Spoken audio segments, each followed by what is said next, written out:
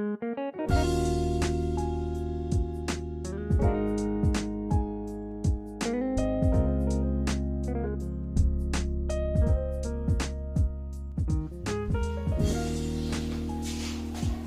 Morning students, आज हम class 9 से एक्सरसाइज 5.1 को स्टार्ट कर रहे हैं। वैसे अपनी पिछली वीडियो में हमने 5.1 एक्सरसाइज से क्वेश्चन नंबर फर्स्ट को कंप्लीट कर लिया था।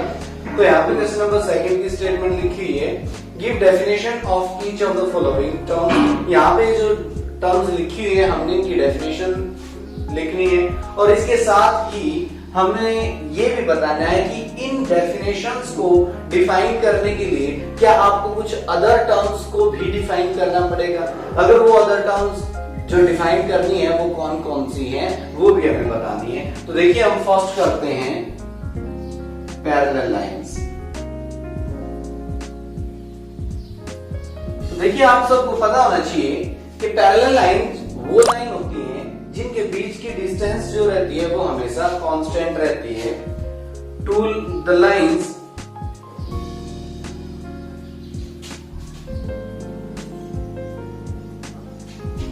पैरेलल लाइंस में हम लिखेंगे the lines which can never meet at a point when increased indefinitely are called parallel lines। देखिए the lines which can never meet at a point when increased indefinitely are called parallel lines। Suppose कीजिए हमारे पास ये दो line है, line L and line M। देखिए यहाँ पे बोला गया है कि जब इन लाइंस को हम इनडिफाइनेटली इंक्रीज करते हैं तो ये कहीं पे एक सिंगल पॉइंट पे मीट नहीं करनी चाहिए, तो ऐसे लाइंस पैरेलल लाइन होती हैं। दूसरे वर्ड में आप डिस्टेंस बता सकते हो, the two lines whose distance is always constant from each other, वो भी हम कह सकते हैं कि हमारी पैरेलल लाइन होगी। ये वो दो लाइन जिनके बीच की डिस्टेंस हमेशा कांस्टेंट रहेगी, फिक्स रहेगी, कभी चेंज ना होगी, तो वो पैरेलल लाइन कहलाएंगी। अब देखिए यहाँ पे हमें लाइंस के बारे में पता होना चाहिए और एक पॉइंट के बारे में पता होना चाहिए।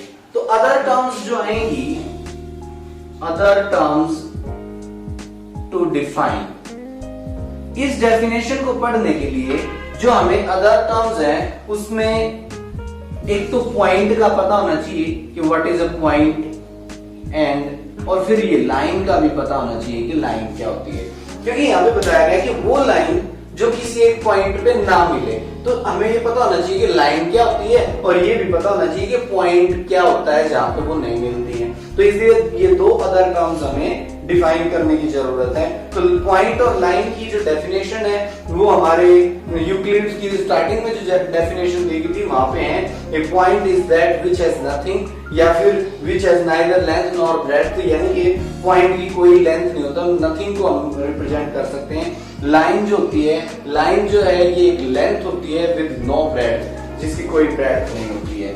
तो नेक्स्ट सेकंड डेफिनेशन आती है perpendicular lines.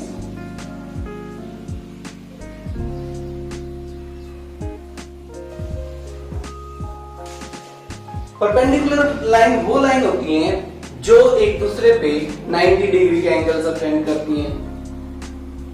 Two lines which makes angle of 90 degree with each other are called perpendicular line।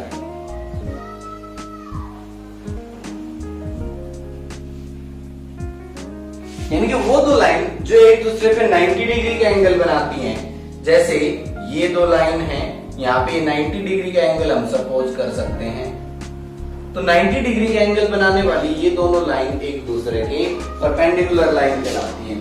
तो अदर टर्म्स यहाँ पे कौन सी आएंगी, यहां पे हमें समझना होगा, एक तो लाइन के बारे में ही पता होना चाहिए और एक एंगल के बारे में पता होना चाहिए, व्हाट इज एन एंगल। तो ये दो चीजें हमें यहाँ पे अदर टर्म्स हैं जो समझनी है, angle of 90 degree with each other. तो ये हमारी परपेंडिकुलर लाइंस की डेफिनेशन थी। उसके बाद हम करते हैं लाइन सेगमेंट।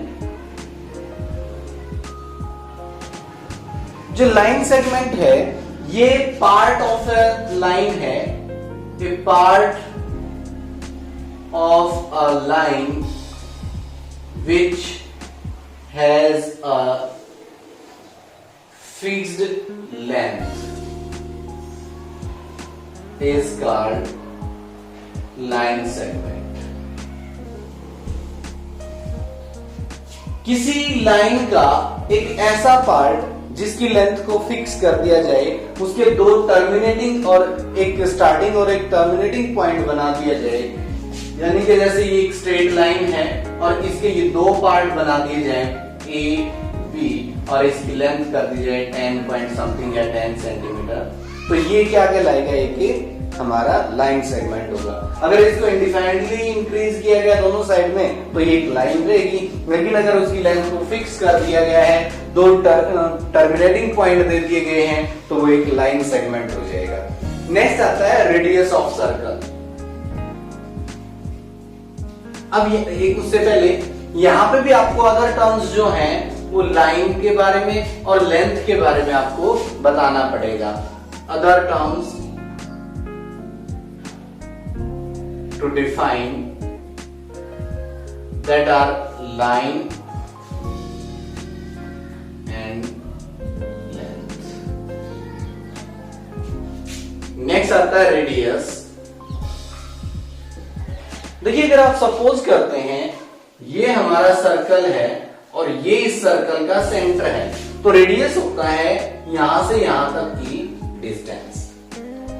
मींस ये जो पॉइंट है ये आउटर बाउंड्री पे लाई करता है सर्कल की, तो जो रेडियस रहेगी, radius is defined as the distance between centre and the point on the outer boundary of the circle. Radius is defined as the distance between center and the point on the outer boundary of the circle। तो radius कैसे define की जाती है, ये एक distance होती है between centre के बीच की और एक पॉइंट जो कि outer boundary of the circle की आउटर बाउंड्री पे कोई पॉइंट है, उन दोनों के बीच की जो डिस्टेंस होगी वो कहलाएगी रेडियस। यहां पे other terms to define that will be, एक तो रहेगा सर्कल एंड एक रहेगा सेंटर। ये दो चीजें इसके लिए हमें पता होना जरूरी है, क्योंकि इसमें दो ये न्यू टर्म आती है, centre and that is the centre and outer point circle. ये सर्कल, यहाँ पे आप पॉइंट को भी डिफाइन कर सकते हैं, क्योंकि पॉइंट वैसे पॉइंट को हम पिछली डेफिनेशंस में कर चुके हैं, यहाँ पे आप पॉइंट को भी डाल दोगे तो भी कोई प्रॉब्लम नहीं है। सर्कल, पॉइंट एंड सेंटर, तो ये तीन टर्म आपको जरूर पता होनी चाहिए रेडियस की डेफिनेशन करने से पहले। उसके बाद आता है square. What is a square? देखिए स्क्वायर हमें पता है ये क्वाड्रिलेटरल होता है जिसके अंदर सभी साइड इक्वल होती हैं एंड ईच एंगल 90 डिग्री होता है। तो हमें यही लिखना है, a quadrilateral with all four sides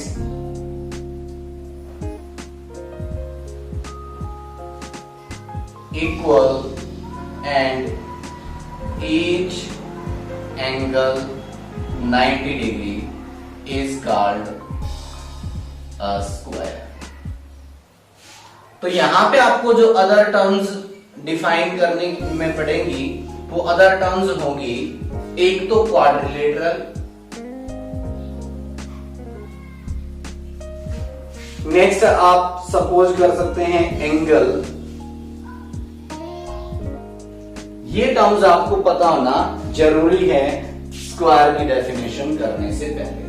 तो इस तरह से हमने पांचों डेफिनेशन की है। Parallel line, the two lines which can never meet on a point. उसके बाद perpendicular line which makes angle of 90 degree with each other. Line segment is the part of line which has fixed length, radius, the distance between center and the outer boundary of the circle. Square, a quadrilateral which has all four equal sides and all four angles equal to 90 degree. तो ये पांचों definition हमने करी है, बहुत ही important है। वैसे हम अपने पिछली क्लासेस में इनको सीख चुके हैं, लेकिन फिर भी हमने यहाँ पे भी इन डेफिनेशंस को किया है। नेक्स्ट हम क्वेश्चन करते हैं।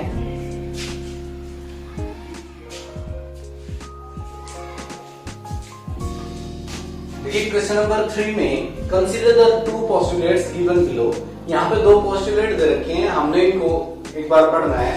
Given at two distinct point A and B. अगर आपको कोई दो डिस्टिंक्ट पॉइंट दिए गए हैं तो then there exist a point C between A and B. तो यहाँ पे बताया गया कि उनके बीच में एक पॉइंट सी भी 100% एग्जिस्ट करेगा। नेक्स्ट है there exist at least 3 point that are not on same line. तो यहाँ पे बताया गया कि कम से कम तीन ऐसे पॉइंट एग्जिस्ट करते हैं जो कि एक सेम लाइन पे नहीं है। तो देखिए दोनों में क्या डिफरेंस है।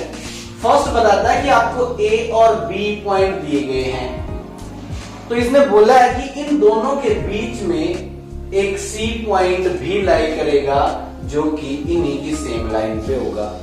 दूसरे में बताया गया है कि अगर आपको कम से कम 3 पॉइंट तो ऐसे एग्जिस्ट करेंगे ही करेंगे जो कि एक सेम लाइन पे नहीं होंगे। यानी कि ये दोनों जो कंडीशन है, ये दोनों दो अलग अलग पोस्टुलेट्स को रिप्रेजेंट करती हैं। ये बताता है कि एक लाइन पे 3 पॉइंट होते हैं, ये बताता है कि कम से कम 3 पॉइंट ऐसे भी होते हैं जो कि एक लाइन पे नहीं होते हैं। तो ये दोनों एक ना तो किसी यूक्लिड के एक्सियोम को या फिर यूक्लिड के किसी पोस्टुलेट को झूठा साबित कर रहे हैं, और ना ही ये दोनों किसी सेम कंडीशन को, सेम सिचुएशन को रिप्रेजेंट करते हैं। तो इसका मतलब यहाँ पे जो दो पोस्टुलेट दिए गए हैं ये दोनों के दोनों कंसिस्टेंट पोस्टुलेट हैं। और साथ में इसमें पहला जो क्वेश्चन पूछा गया है, do these postulate contain any undefined term. यहाँ पे क्या इन पोस्टुलेट्स में कोई अनडिफाइंड टर्म है? तो हम यहीं से स्टार्टिंग करते हैं। Undefined terms in these postulates are, एक तो रहेगा इनमें भी पॉइंट एंड लाइन। ये दो अनडिफाइंड टर्म है दोनों के अंदर। उसके बाद आर दीज कंसिस्टेंट, क्या ये जो पोस्टुलेट हैं ये दोनों कंसिस्टेंट हैं? These two postulates are consistent because they represent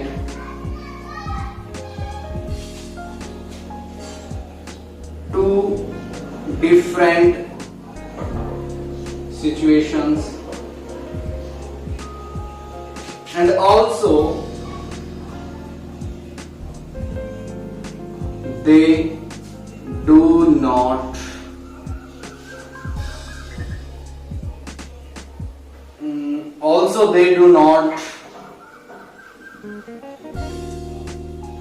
destroy, या फिर आप डिस्टर्ब लिख सकते हो, disturb any well known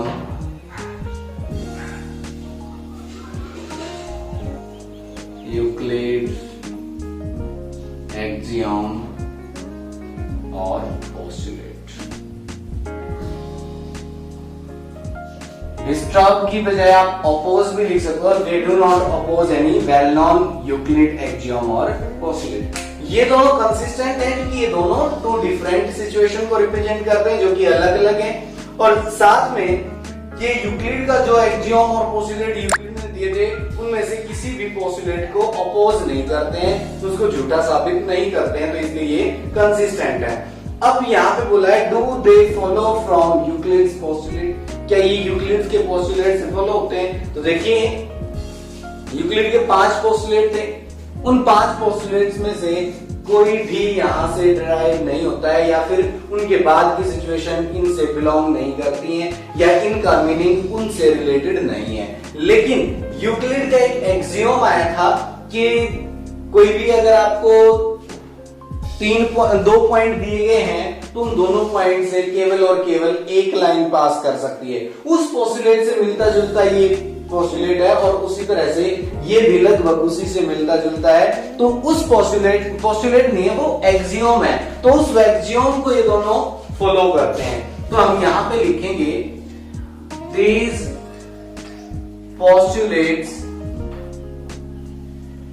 do not follow from Euclid's postulates, but they follow from Euclid axiom। कौन सा एक्सियोम था कि throw any two given points only one line can be drawn। ये वाला जो एक्सियोम था इस एक्सियोम से फॉलो करती है कि भाई कोई 2 पॉइंट आपको दिए गए हैं तो उनके अंदर से केवल और केवल एक लाइन ड्रॉ की जा सकती है। तो देखिए यहाँ पे पहला पूछा गया था कि कौन सी इसके अंदर अनडिफाइंड टर्म्स हैं जो कि पॉइंट और लाइन है।